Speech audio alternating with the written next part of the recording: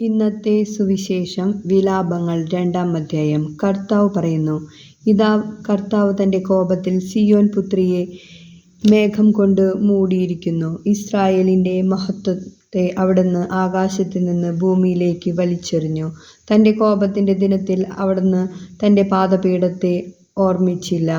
കർത്താവ് യാക്കോബിൻ്റെ കൂടാരങ്ങളെ നിഷ്കരുണം നശിപ്പിച്ചു. തൻ്റെ ക്രോധത്തിൽ യൂദാപുത്രിയുടെ ശക്തിദുർഗങ്ങളെ അവിടുന്ന് തകർത്തു. രാജ്യത്തെയും ഭരണാധിപന്മാരെയും അവമാനം കൊണ്ട് നിലം പറ്റിച്ചു.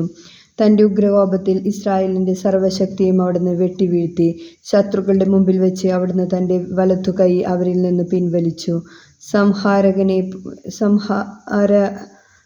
അഗ്നി പോലെ അവിടുന്ന് യാക്കോബിനെതിരെ ജ്വലിച്ചു. ശത്രുവിനെ പോലെ അവിടുന്ന് വില്ലുകുലച്ചു.